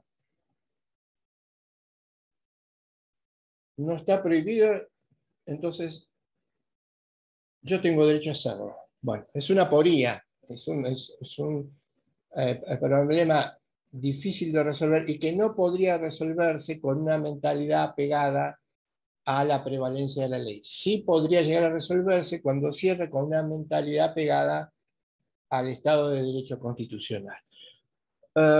Llegamos a los dos últimos puntos más importantes que tienen que ver en el Estado de Derecho y caen por su propio peso, que son la sustitución. Con todo esto se va a producir en la ley la sustitución del sentido de la obligatoriedad del derecho por la coacción. ¿Por qué? Fíjense, ley del Estado. Recuerdos de la ley del Estado. En el Estado, memoria. La memoria que tiene el Estado, ¿cuál era? La memoria que tiene el Estado es cada vez que yo emitía un bando, cuando era absoluto, lo acompañaba de una sanción para reforzar su vigencia. Entonces, ¿qué hace el Estado a partir de la ley del Estado? El Poder Legislativo, como función, ¿qué hace? Rememorando épocas pasadas, ¿qué hace? Acompaña para reforzar la vigencia de las disposiciones coacción. Es como una especie eh, de memoria hacia atrás. ¿Qué era lo que yo hacía cuando emitía un bando?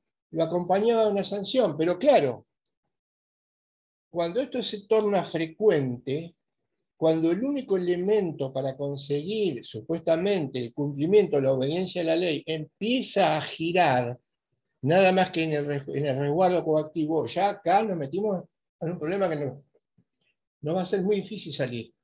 Primero se va a desplazar casi completamente la obligatoriedad de la regla, porque si la obligatoriedad de la regla tiene como contenido el principio de no dañar a otro, ya ese contenido materialmente moral aparece o de una adecuada lectura del sentimiento y la conciencia jurídica como justo, como debido, como fuerte, pero claro, queda opacada por la sanción. Y yo dije, genera un problema. ¿Cuál va a ser ese problema? El problema va a ser que cada vez vamos a refugiarnos más en las sanciones, en los premios, en los castigos. ¿Por qué? Porque nos resulta mucho más cómodo que dar razones subyacentes para explicar por qué tiene y justificarse por qué tiene que cumplirse una ley. Resulta mucho más cómodo, rápido, eficaz y perdemos menos tiempo que tener que argumentarle a una comunidad por qué tiene que cumplir con una ley o por qué la ley se hace de determinada manera, porque esto tiene que ver con los presupuestos de la ley, con los objetivos, con las finalidades de la ley. Fíjense, en el Estado moderno, a criterio del propio Kelsen, el propio Kelsen decía, no, el derecho es un medio, por lo tanto la comunidad no tiene que discutir los objetivos. Las finalidades no se tienen que discutir, solo se tiene que discutir la técnica, cómo lo llevamos a cabo. Claro, pero si discutimos cómo lo llevamos a cabo, la técnica, no discutimos las razones como la comunidad, que son los destinatarios de la ley. Los filósofos, muy importantes filósofos de hecho en la actualidad, trabajan intensamente para que se haga, para que se haga realidad un principio que ha sido descuidado, que es de alguna manera, a partir de algún mecanismo, todos los que van a ser afectados por la ley participen en su elaboración. De alguna u otra manera, todos los que van a ser afectados por la ley participen en su elaboración. Eso viene a cuento de lo que yo les dije, si no recuerdo mal, en la clase anterior, cuando esto marcaba, en algún momento él marcaba que el buen legislador que ha entendido el buen derecho tiene que pensarse como que no tuviera poder. Yo me tengo que pensar como no tengo poder, tengo que argumentar, justificar, hacerle ver a la comunidad que esa ley es conveniente para él. No, no, no, no la puedo acompañar de nada. Claro, no es lo mismo, ¿no? El otro expediente es mucho más rápido. Acompañamos una sanción y fíjense, fíjense que va a aparecer, esto lo cuenta en un trabajo sobre la ley, pero tiene que ver con esto de la sustitución del carácter obligatorio del derecho por la coactividad. Eh, Fíjense que si yo no establezco, no elaboro algún mecanismo que permita justificar el por qué tengo que cumplir la ley, yo tengo que pensarme en mí mismo como si no tuviese poder. Solo si me la aplico a mí mismo estoy en condiciones de bajarla comunitariamente. Y esto lamentablemente no ocurre. Tiene que ver, lo puntualizo, porque en todo contexto, para salir de la conciencia ingenua y de la conciencia mágica, las cuestiones tienen que ser pensadas y debatidas completamente en contexto. Es cierto que en el estado de cosas actual esto se ve muy limitado, es muy difícil salir de esta encerrona por la cuestión de la representatividad, de la crisis de representatividad. Y esto también hay que analizarlo en contexto. Y una última cuestión que es la moralidad en el derecho. Se sustituye el sentido de obligatoriedad por el de coactividad y además aparece la amoralidad en el derecho. Volvemos a viejas etapas históricas, a la etapa kantiana. Kant separaba los actos externos de los actos internos. Y él decía, los actos internos tienen que ver con la moral, los actos externos tienen que ver con el derecho. Por lo tanto, como en ese momento se era muy celoso de la libertad de conciencia, todos que avalaban, todos decían lo siguiente, la moral interna no puede ser alcanzada por el derecho. Lo único que puede alcanzar la ley o el derecho son los actos externos. En el trabajo dice Héctor claramente, esto está muy bien, pero hoy eso filosóficamente es una impropiedad. Hoy no se puede hablar que lo moral representa el fuero interno y que los actos externos no tienen nada. Eso filosóficamente o ontológicamente es impropio. Eso se podría haber resuelto agudizando más el ingenio y poniendo todo el peso en la limitación del poder respecto del derecho. Se puede resolver poniendo todo el foco en el derecho como limitante del poder, no haciendo esa distinción inapropiada entre fuero interno y fuero externo. Ahí aparece la moralidad. Si no hay connotación con lo moral, eh, evidentemente el derecho se convierte exclusivamente en el dictamen o el simple arbitrio del que detenta el poder político. Es la separación de la moral del derecho, que también se va a ver en el tercer elemento. Hagamos un salto, si no vamos a quedar sin tiempo con lo que me queda, hagamos un salto, vayamos al otro punto crítico de convergencia, la otra pata en el Estado de Derecho. ¿Cuál es la otra pata que hay que entender? Repasemos esto, que me parece que es lo que tiene que quedar en claro. Repasemos esto que creo que es lo que es definitivo para evitar la confusión. Cuando alguien escribe el derecho es coactivo, yo tengo que hacer el siguiente análisis. Esta expresión es errónea porque confunde derecho con poder. ¿Por qué los confunde? Porque le está atribuyendo al derecho un rasgo que es el poder y que aparece en el derecho porque los dos modelos antagónicos Igualdad y desigualdad se combinaron. Y yo teóricamente no he sido capaz de darme cuenta que al describirlo, ya sea que cuente el Estado en otra facultad de Ciencias Políticas o cuente el Derecho en la Facultad de Ciencias Jurídicas, no he sido capaz de darme cuenta que lo estoy contando, lo estoy recontando, pero le estoy dando, como en el ejemplo de hoy, el azúcar o el azúcar y la sal. Estoy hablando de la sal y le estoy poniendo algunas notitas que son de azúcar. No. Cuando yo digo el derecho es coactivo, me estoy olvidando que la coactividad es la manera en cómo el Estado refuerza la vigencia de sus disposiciones. Y la ley es la ley del Estado. Y la ley la hace el Estado.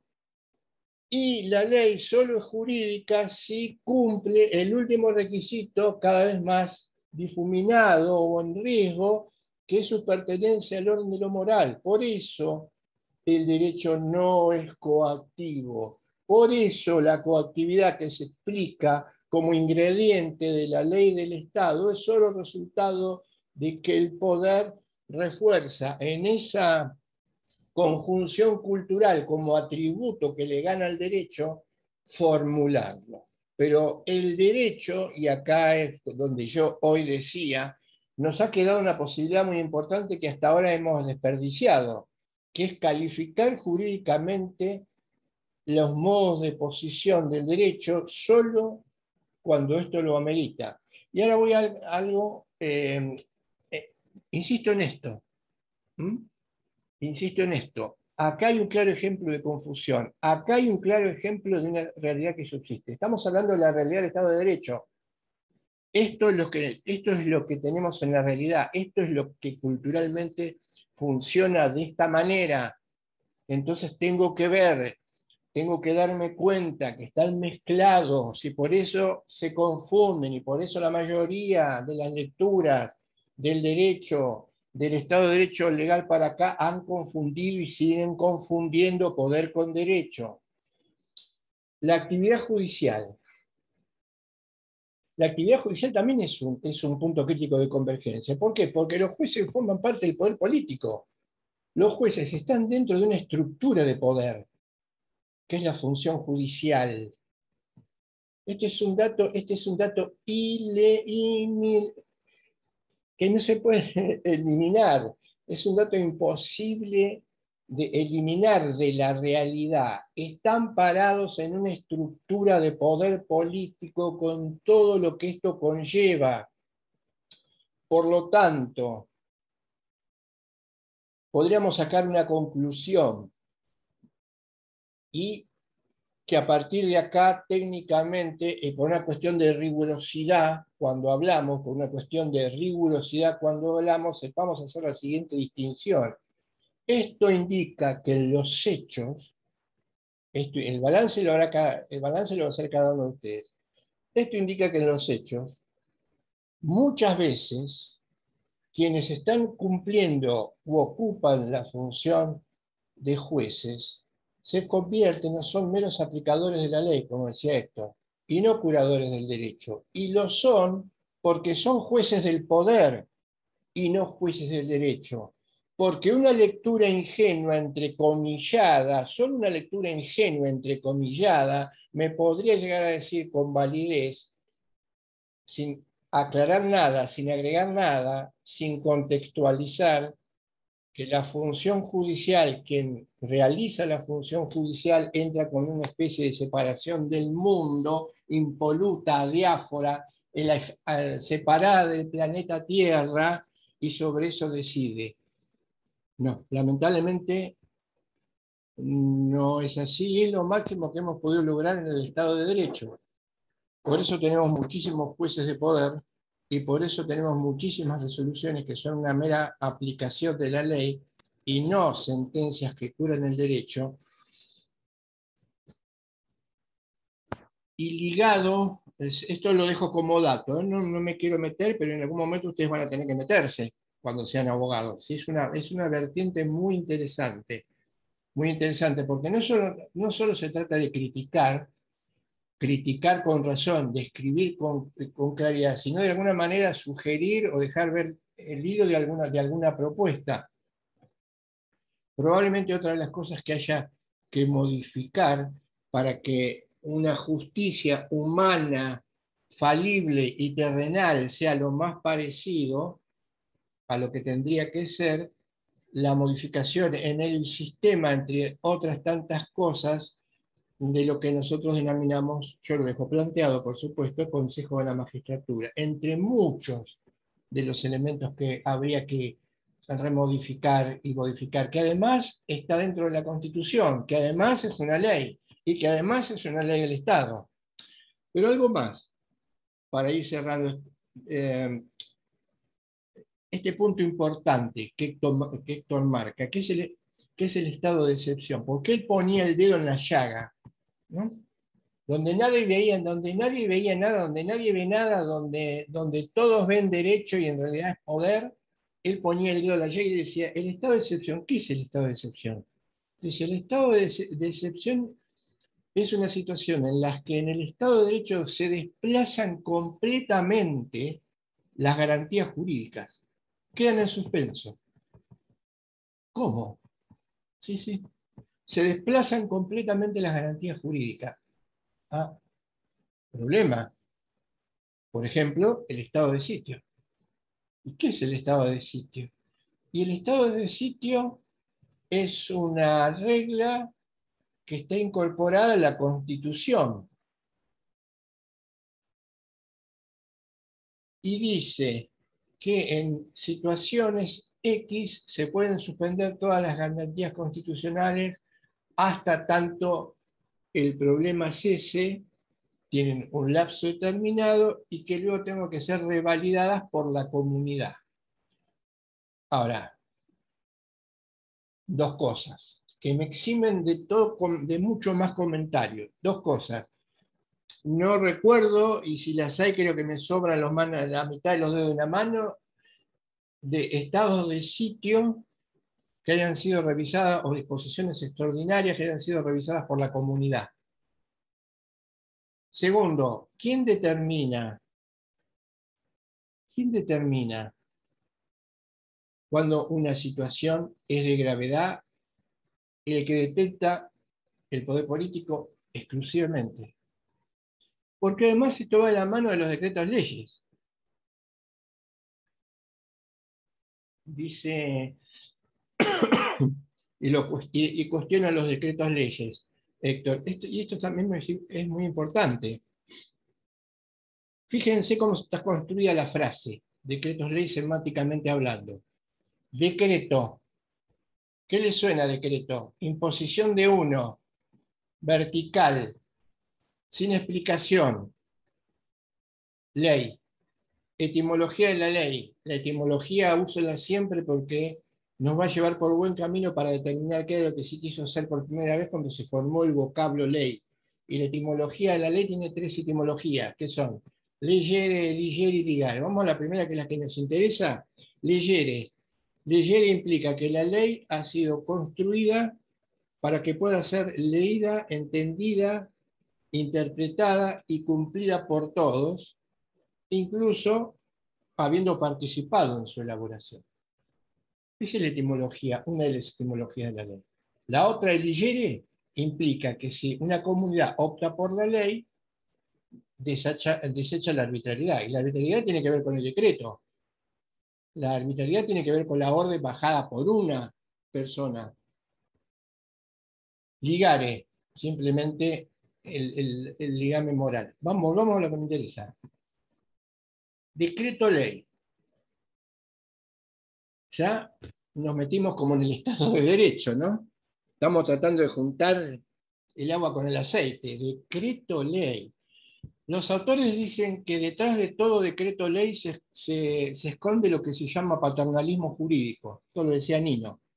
¿Qué es el paternalismo jurídico? El paternalismo jurídico viene de la figura de pater, es el padre, que se supone que es el jefe de la familia, tiene que tomar decisiones y toma decisiones no consultando a su mujer ni consultando a los hijos, pater familia romano, por ejemplo, sino que él decide. ¿Por qué decide él? Y porque él se considera que acumula toda la autoridad. él detenta el poder en esa familia, pero además, como él es padre, él sabe cómo tiene que actuar, interactuar con sus hijos, porque en última instancia, dice la lectura paternalista, aun cuando mis hijos, mi familia, mis hijas salieran dañadas, ellos van a tener que darse cuenta en algún momento que si los discriminé, les limité muchísimas cosas, era en definitiva por su bien, por su propio bien. Supongamos, supongamos que supongamos que sea una lectura medianamente adecuada, el hecho de que los padres, no es esa distorsión en la cabeza que tenemos muchas veces los padres que queremos marcar la vida de nuestros hijos. Supongamos que pueda ser cierta durante un periodo de tiempo, que es cuando están creciendo. Supongamos, ¿no? Supongamos. En algún momento se hacen adultos y a partir de que son adultos tienen que tomar sus propias decisiones y tienen que participar o deberían participar en decisiones familiares, porque si no haremos añico lo que quisimos construir, que era la autonomía, y volveremos a la heteronomía de siempre. No importa que esto pase, pero lo ponemos en discusión. Ahora, llevémoslo al terreno comunitario de una sociedad, al terreno de una comunidad, el paternalismo. ¿En qué consiste el paternalismo? La figura política, el que detenta el poder político, se cree que es el padre. ¿El padre de quién? De la comunidad. ¿Y por qué se cree que es el padre de la comunidad? Porque él cree que puede decidir, que tiene la capacidad suficiente para decidir por todos los demás que integran la comunidad, utilizando, por ejemplo, los siguientes argumentos. Muchachos, ustedes, muchachas, ustedes pierden mucho tiempo para resolver las cosas. Ustedes me demoran mucho tiempo en resolver las cosas. Y de la mano de que me demoran mucho tiempo en resolver las cosas, también las resuelven mal. Entonces, vamos a hacer lo siguiente. Yo voy a decidir por ustedes porque estoy en condiciones de hacerlo. Ustedes me van a entender y si los hago sufrir, no se preocupen que tal vez el día de mañana descubran que era por su bien. Y ahí aparece el decreto ley. Como decía, el decreto ley además oculta otra cosa, a lo mismo que en el estado de sitio. ¿Cuántas veces se revisaron en un país como la Argentina los decretos de ley? Por la comunidad, por todos los que detentan el poder, los dueños del poder, de la potencia, que es la comunidad, y no el que tiene delegado el poder. ¿Cuántas veces se revisó?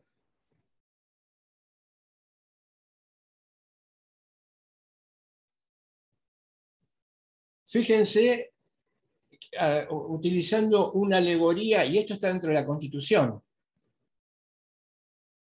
Claro, antes en algún momento podría haberme horrorizado. Hoy no me horrorizo tanto porque tengo muy en claro que una constitución es una ley del Estado, y que además ahí está el poder constituido y el poder constituyente. Entonces, el problema es más profundo. Sin embargo, en algún momento mi horror venía de la mano de cómo estas instituciones, que no tenían nada que ver con el derecho, estaban dentro de una estructura o de una regla que se suponía que era una regla jurídica. Algún problema había. Lo que pasa es que demoré mucho tiempo en descubrir qué era, dónde estaba el problema. A veces uno demora mucho tiempo, como dice Luypen, en descubrir dónde está un problema, hasta que por ahí hay alguien, se encuentra con alguien, ¿no? También en esto la distinción entre seres humanos es cierta, que va más lejos y te dice, ahí está el problema, ahí está la cuestión, que a vos te acuse. Entonces, volviendo al tema, eh, los decretos, leyes y el estado de excepción están en la propia Constitución. Se pregunta Héctor, yo me imagino cuando escribía él, seguramente habría esbozado una sonrisa irónica. Dice, ¿está previsto el mismo mecanismo al revés? Es decir, que se desplacen todos los contenidos de poder y queden los prístinos principios jurídicos. Claramente que no. Claramente que no. Claramente que no. Porque esa constitución es el resultado de una comprensión del derecho anclada en el paradigma y un positivista decimonónico formalista del Estado del Derecho Legal. Y todo esto, como decía Araujo Frías, se lo contamos en algún momento, incide en la manera de entender el derecho, de comprenderlo, de sentirlo, de enseñarlo, de transmitirlo y de aplicarlo. Por eso el Estado de Derecho Constitucional que hoy se debate por romper estos esquemas que ya están obsoletos, no dan más, y por eso tenemos los problemas en general la sociedad que tenemos y no podemos resolver otros problemas, son mucho más profundos. El Estado de Derecho Constitucional hace dos o tres modificaciones. Primero, la Constitución es una norma jurídica, ya no es una mera proclama, ya no es un mero buenos deseos al estilo del preámbulo, es una norma jurídica. Las modernas o las nuevas constituciones, los legisladores, la comunidad que acompaña, los jueces y los que se forman, deberían o están empezando a tener conciencia de que la Constitución es una norma jurídica, por lo tanto, de punta a punta nos vincula moralmente hablando. Segundo, la ley tiene que estar subordinada totalmente a la Constitución, completamente subordinada a la Constitución. No puede prevalecer, ni aún siendo ley del Estado, como en el Estado de Derecho Legal, y aún en algunos casos con constituciones que necesitan ser ayornadas, seguir prevaleciendo y que sea más importante la ley que la propia Constitución. Falta mucho, porque habría que desmontar la cuestión del estado de sitio, que tal vez sea una cuestión que habría que remitirla al cajón del puro poder, o de cuestiones de gobernabilidad, a lo sumo que el derecho limite y controle, pero no que esté dentro como un caballo de Troya, esté dentro de la propia juridicidad. Y por otro lado, la cuestión de que los jueces, a su vez, fallen, y hoy se les pide a los jueces fallen en contexto, es decir, sus decisiones tengan que ver con todo el arco del sistema jurídico. Pero hoy, los modernos los autores más importantes, los filósofos del derecho más importantes, con mucha llegada al mundo académico y al mundo de la enseñanza, nos dicen, no podemos seguir más creyendo que el sistema jurídico es un sistema de reglas. El sistema jurídico es un sistema de normas donde están en primer lugar los principios y luego están las reglas, y donde las sentencias se pueden dictar construyéndose sobre la base de principios jurídicos porque están muy fuertemente apoyadas en su connotación, en su contenido moral. Hacerles ver a los que aprenden, a los que estudian, a los que dictan sentencia en algún momento, es como si yo me imagino a mí mismo en algún momento que se me hubiesen dado la facultad de dictar sentencia hace muchos años atrás. Y yo aplicaría la ley, la cuestión de la constitución, de la argumentación, de los principios, de lo ético no estaría en mi cabeza y no podría haber estado, seguro. Hoy las sentencias se tienen que dictar, y por esto están los tribunales europeos, los tribunales de derechos humanos, el sistema mundial, sobre la base respetando las declaraciones de derechos humanos, que a pesar de eso todavía sigue teniendo un inconveniente, porque dice Héctor, las declaraciones de derechos humanos en última instancia a veces se tienen que resignar respecto a la soberanía del Estado, porque pueden aparecer en la Constitución y puede ser que no los cumplan. ¿Ustedes pueden creer? Sí. ¿Ustedes pueden creer que siglo XXI hoy haya personas que tienen que tomar decisiones y que piensen que hay una colisión entre los derechos humanos y el derecho interno y que hagan prevalecer el derecho interno en vez de los derechos humanos? Bueno, todo esto tendrá que desaparecer en algún momento a partir de las propuestas de el control, ya no más el control de constitucionalidad y la aparición del control de convencionalidad. El control de constitucionalidad también está puesto en la lupa. ¿Por qué? Porque fíjense que tiene que ver con la administración judicial. Ah, me olvidaba de una cosa, una analogía que me olvidé de hacer, para que lo vean claramente también. Dije en el caso del legislador, el legislador ganado por la idea de la sanción para acompañar sus disposiciones, cada vez trabaja menos en argumentar por qué hay que cumplir una ley. Y los jueces hacen lo mismo. ¿Por qué? Porque los jueces en última instancia saben que pueden recurrir a una cuestión que tiene que ver con el poder, que es ejecutar la sentencia. La ejecutoriedad de la sentencia no tiene nada que ver con los cánones o patrones morales. Y es en última instancia un resabio del viejo poder, anterior poder.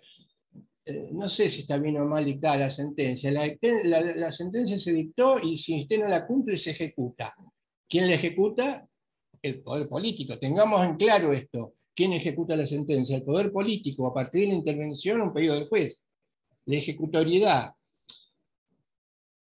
La tarea es enorme, ayudan algunas modificaciones en los textos constitucionales, pero estos puntos críticos de convergencia siempre nos van a dar que pensar y siempre vamos a tener que estar en guardia frente a esto. Y para ir cerrando, Héctor decía también algo importante. El fenómeno del Estado de Derecho legal no solo repercutió en los ámbitos de aplicación, formulación, sino también repercutió en la enseñanza universitaria. Él en una línea pone algo que lamentablemente,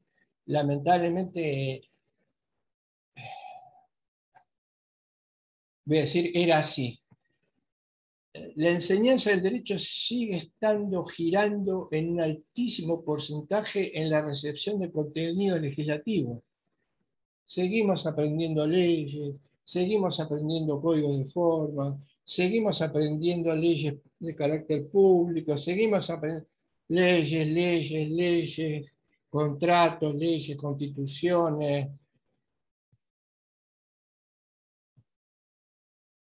El problema sigue instalado.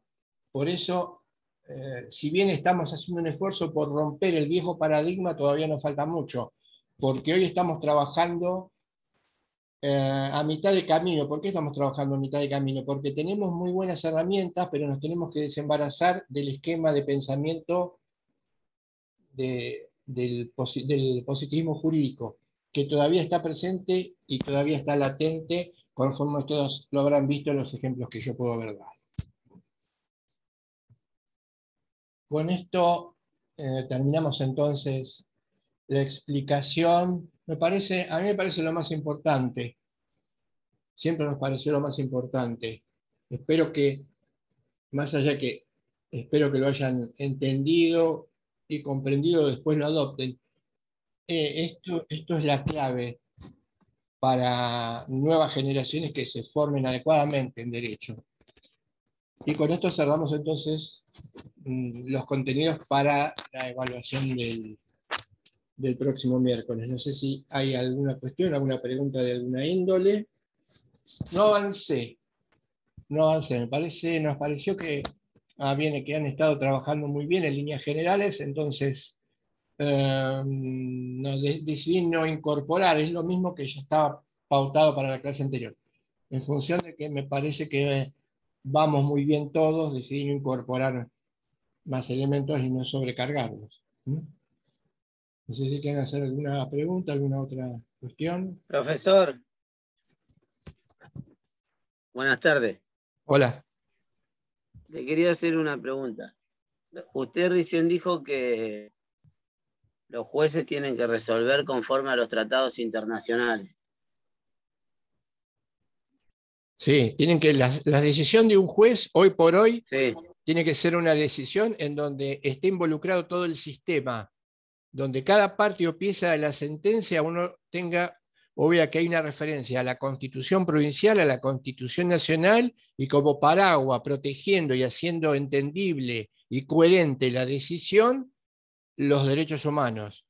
Y hoy hemos visto, y yo he visto también en discusiones, en donde muchos no están dispuestos a considerar que el derecho internacional, el derecho de los tratados, tiene más peso que el derecho interno. Hay muchos jueces que se resisten a esta idea. Está la famosa tesis dualista y el monismo, ¿no? La famosa tesis del monismo y el dualismo. Pero no, como que la mayoría de los jueces tienen como si fuera una letra muerta los tratados internacionales porque tienen que resolver conforme a los tratados internacionales y a los derechos humanos y no lo hacen. Ahí está vulneran miles de derechos. Sí. Se vulneran miles de derechos. Ahí está Como fallando. El derecho a la salud, el derecho Uh-huh. a la el derecho a la salud, el derecho a la educación, el derecho también, por ejemplo, las decisiones judiciales en tiempo y forma, los tratados dicen eso, la prisión preventiva. y no lo hacen. ¿Y quién se encarga de controlar eso? Porque Ahí hay eso, una, más allá que, disculpen, más allá que sí. ahí están los tribunales de alzada, pero no, como que queda siempre ahí, por una cosa o por la otra, resuelven conforme al criterio que quieran, cada juez resuelve conforme a su librito y Yo te voy a decir, está lleno mirá, de complicaciones, me parece. te voy a decir, vos decís por una cosa o por otra, vamos a ponerle nombre a por una cosa o por Sí, otra. sí, Como te conté y vos dijiste, hay todavía un déficit en el control de convencionalidad. Todavía hay mucho que sí, hacer, pero el control de convencionalidad apunta ya no solamente a que una sentencia sea lógicamente o formalmente válida. Una sentencia puede ser lógicamente o formalmente válida, incluso hasta te diría constitucional de alguna manera, pero ser marcadamente injusta al momento que hay que aplicarla. El control es una exigencia que no está en todas las constituciones. Creo que hay unas pocas constituciones que tienen el control de convencionalidad. Por ejemplo, recuerdo la de Córdoba. Pero además vos dijiste por una cosa o por otra. No, es que el problema está en que los jueces han conformado su aprendizaje, su enseñanza y su cosmovisión sobre la base de este modelo de Estado de Derecho que nosotros criticamos, siguiendo a Negri. Ese es el problema.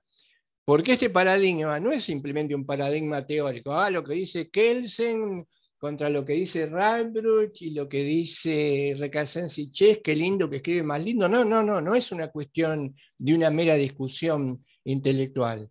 Es una discusión de una idea, de una manera de entender el derecho que formatea tus marcos de comprensión. Entonces vos tenés esos marcos de comprensión con esta lectura y va a ser muy difícil que puedas hacer valer un control de convencionalidad. Si lo puedes esquivar, lo vas a esquivar. El día que lo tengas que hacer también va a ser muy difícil, porque como te digo, estamos muy acostumbrados a resolver algo y señalando la ley. Y eso no es una argumentación. Entonces hay que cambiar. Yo diría que el paradigma en las generaciones, si yo fuera juez, si yo fuera juez, y no hubiera tenido nunca otro contacto con mi formación, seguramente sería un juez que sería reacio al control de convencionalidad, sería un juez monista y me enojaría mucho que me digan que tengo que hacer prevalecer los tratados internacionales respecto del derecho interno. Pero no porque sea malo, no porque tenga mala fe, no porque no sea inteligente, no, es que tengo una cosmovisión que no puedo romper. Entonces, para cerrar, hace un promedio, hace un promedio de la edad de los jueces que están en los tribunales más importantes y qué formación tuvieron. Y no vas a demorarte mucho en, excluyendo otras cuestiones como corrupción, eso al margen, ¿eh? Fíjate la formación que tienen esos jueces. Les doy un dato que es interesante, un dato que es muy interesante. Cuando termina la dictadura, la última dictadura nacional, el gobierno militar había elaborado la CAL, ¿se acuerdan? Bueno, se acuerdan, digo yo. La Comisión de Asesoramiento Legislativo era una especie de usina de leyes. Lleno. Viene el cambio de gobierno, viene el cambio de gobierno, y entonces algunos dicen, bueno, se fueron los militares, nunca más, listo, anulemos todo lo que decidieron los militares, porque evidentemente no lo podían decidir, porque no tenían facultades, y empecemos de nuevo. Y esto llegó a los tribunales. ¿Saben qué hicieron los tribunales? La mayoría de los tribunales convalidaron las disposiciones del gobierno dictatorial. ¿Por qué convalidaron las disposiciones del gobierno dictatorial? Tal vez porque en su cabeza el derecho no era más que una norma que emanaba de autoridad competente, y en su momento la autoridad de los militares era una autoridad competente, porque al estilo kelseniano los militares tenían el poder suficiente para hacer cumplir sus disposiciones. Kelsen nos diría, si alguien tiene poder suficiente para hacer cumplir sus disposiciones, entonces está validado. Ahí tenés una explicación, es una explicación parecida a la que da Carlos Santiago Nino. Contundente, Nino. Y seguimos Sí, arrastrando entendí. disposiciones que habrían que haberse anulado y que no se anularon. Eso es lo que te puedo contestar, Cayetano. Muchas gracias. No, de nada. ¿Algo más? ¿No? Bien, nos vamos a ver entonces el miércoles. Vamos a hacer lo que hacemos habitualmente, una pequeña introducción en la primera parte a los temas nuevos y luego en la última parte de evaluación. ¿Mm? Listo, profe. Nos estamos viendo. Hasta luego. Nos vemos, profe. Gracias. Hasta la próxima.